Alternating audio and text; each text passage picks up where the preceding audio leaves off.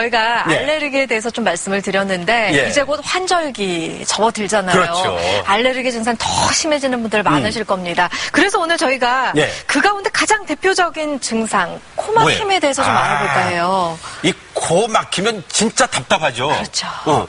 세상이 답답해. 코 막히면.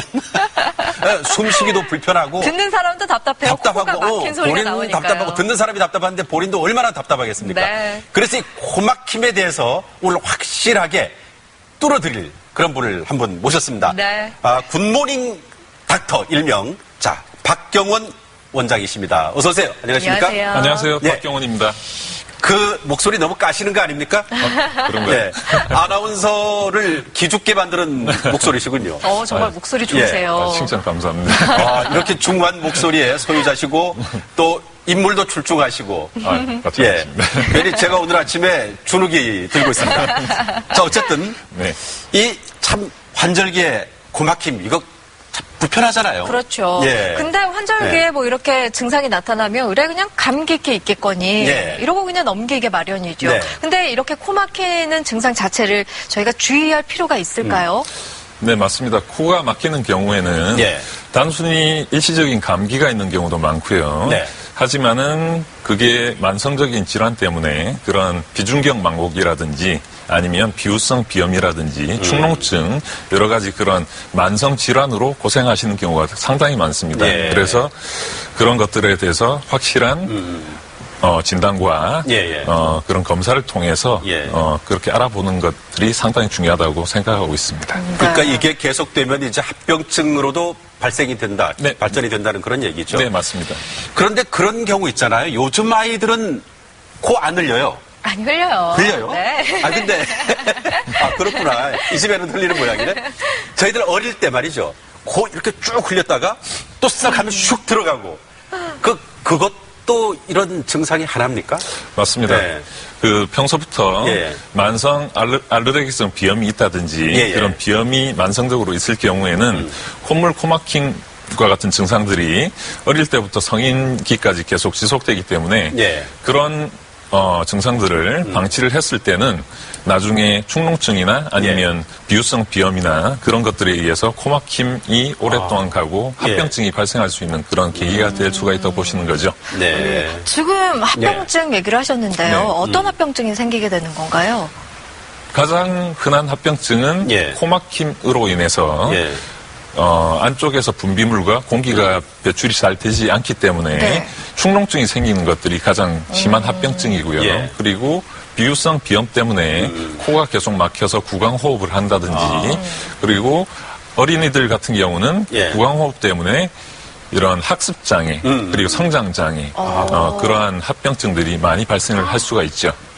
진짜 그런 것 같아요. 코 막히면 공부 잘 안 돼요.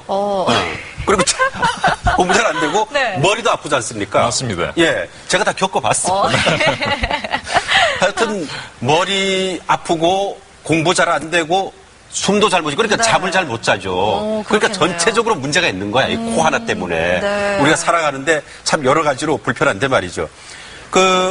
이렇게 우리 주변에도 보면 왜 이렇게 입으로 숨 쉬는 분들이 있어요. 맞아요. 잠잘 때 네. 아이가 코로 안 쉬고 예. 입으로 이렇게 들이마시면서 쉬는 경우도 본 적 있어요. 이런 것도 이제 고막힘 때문에 그런 거죠. 예, 좋은 말씀입니다.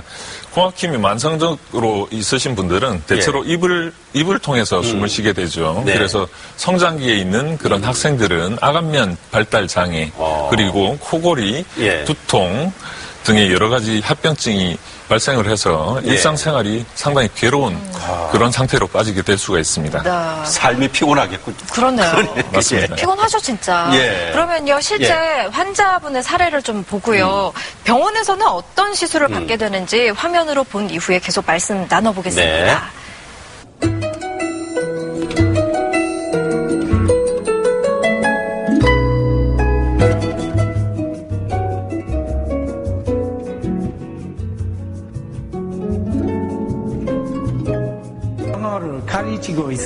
I visited the hospital thinking I had a simple cold. My nose was always stuffed up, but to my surprise, it wasn't a cold. It was more than just a cold. I needed surgery. 이 환자분의 경우는 코 안쪽에 뼈가 휘어있는 비중격 망곡증과 점막이 부어있는 비후성 비염 때문에 코막힘 증상이 생겼던 경우인데요. 수술 전 내시경 사진과 CT를 보시면 점막이 부어있고 코 안의 뼈, 즉 비중격이 우측으로 심하게 휘어져 있는 것을 보실 수 있습니다. 이 환자분은 코막힘을 감기나 일시적인 비염으로 오해하시고 약만 복용하시다가 만성 코막힘으로 오랫동안 고생하신 경우입니다. As a youth, I played lots of contact sports, and from time to time I injured my nose, and each time I injured my nose, it made it harder to breathe. It wasn't just one thing, it was all things. Life was difficult, the quality of life. It was difficult breathing and chasing my son and doing the sports that I enjoy. I needed to breathe well to do those things.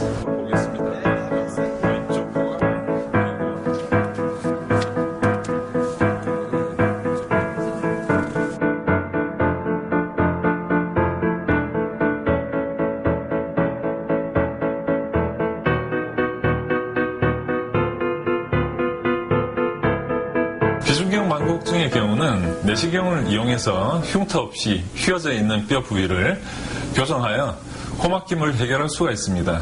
그리고 비후성 비염 역시 내시경 및 고주파 기계를 이용한 수술로 간단히 치료가 가능합니다. 코막힘이 오랫동안 심한 경우 합병증으로 축농증이 생기게 되는데요.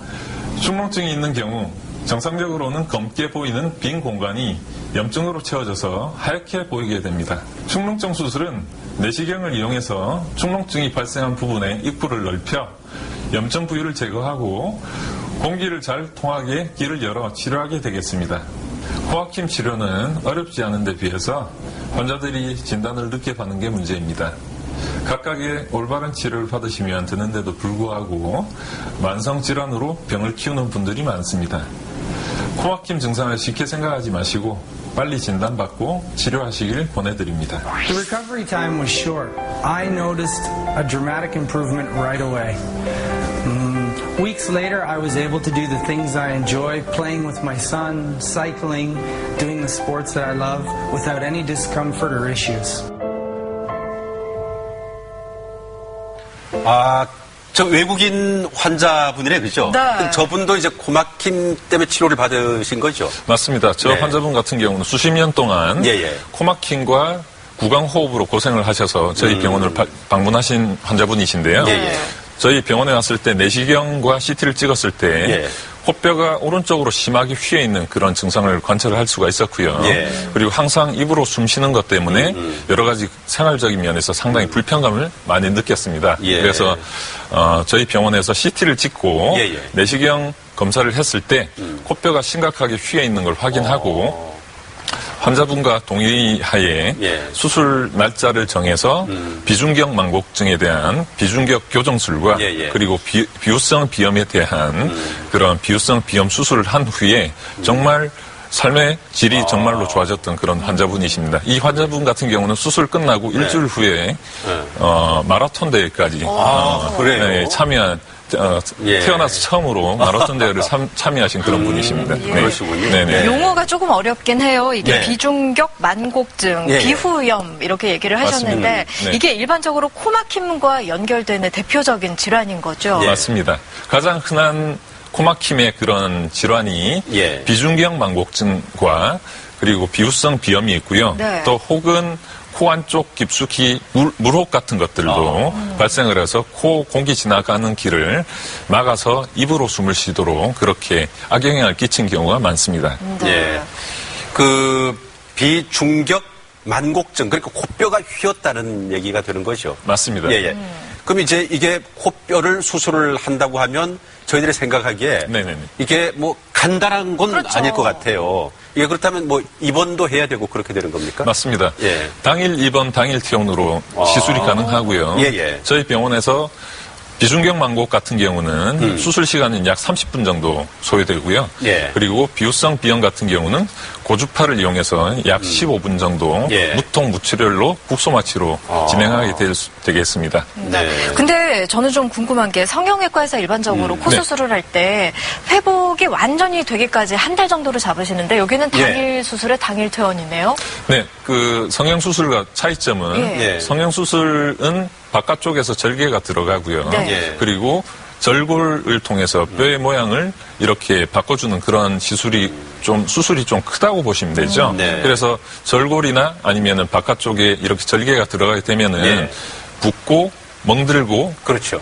그런 것들 때문에 일상적인 사회생활이 좀 불편한 게 수주에서 한 달 정도는 간다고 보시면 되죠. 네. 하지만은 비중격 만곡 수술이나 예. 아니면 비후성 비염 수술 같은 경우는 내시경을 통해서 바깥쪽에 절개 없이 예. 콧구멍을 통해서 안쪽에 고주파로 살을 줄여주고 그리고 내시경을 통해서 휘어 있는 뼈라든지 예. 아니면은 연골을 제거를 해서 예. 코를 넓혀주는 수술이기 때문에 바깥쪽에 흉터가 있거나 아니면은 코 바깥쪽이 붓거나 하는 경우는 없다고 보시면 됩니다. 그래서 수술 후에 사회생활의 복귀가 상당히 빠르다는 장점이 있습니다. 그러면 비후성 비염 치료는 어떤 식으로 되는 건가요? 수술을 말씀하시는 네네. 건가요? 수술은 예. 국소마취를 통해서 예. 코 합의각계라고 하죠. 비후성 비염이 예. 부어있는 그쪽 부분은 합의각계라는 정상적인 부분인데 네. 그쪽 부분이 알러지 비염 때문에 예. 오랫동안 부어서 코를 막고 있는데요. 네. 그쪽 부분에 간단하게 국소마취를 통해서 예. 통증을 없앤 다음에 고주파를 통해서 쉽게 말씀드리면은 풍선에 바람을 빼듯이 예, 예. 이렇게 해서 비강의 넓이를 넓혀줘서 예. 코 숨 쉬는 걸 갖다가 상당히 좀 넓혀주는 쉽게 해주는 그런 수술이라고 그러네요. 보시면 네. 됩니다. 근데 만약에 말입니다. 이 비후성 비염 이런 네. 것을 그 치료를 제때 하지 않고 계속 방치할 경우 네. 이때는 어떻게 되는 겁니까? 방금 앞에서 말씀드린 것처럼 예, 예. 코가 막히게 되면은 네.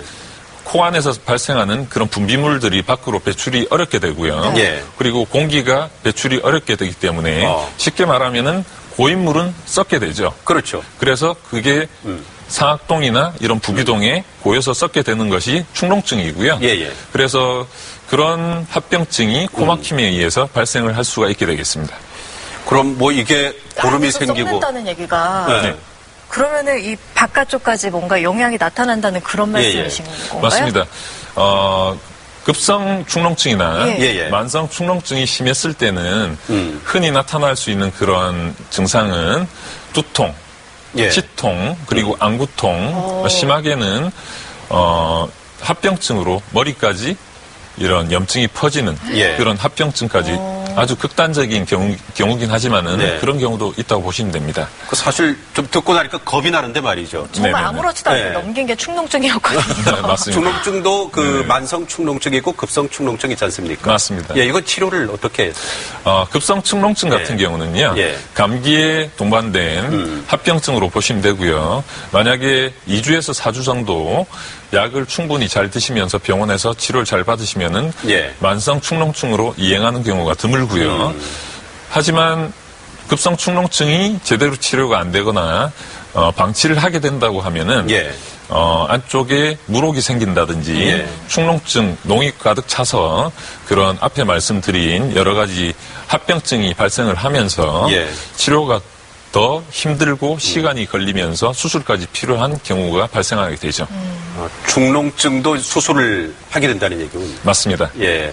그 수술은 이것도 마찬가지로 코 안으로 해서 그렇게 되는 건가요? 예, 맞습니다. 내시경을 통해서 코 안쪽에 분비물과 공기가 잘 빠져 나올 수 있도록 예, 예. 길을 열어주고요.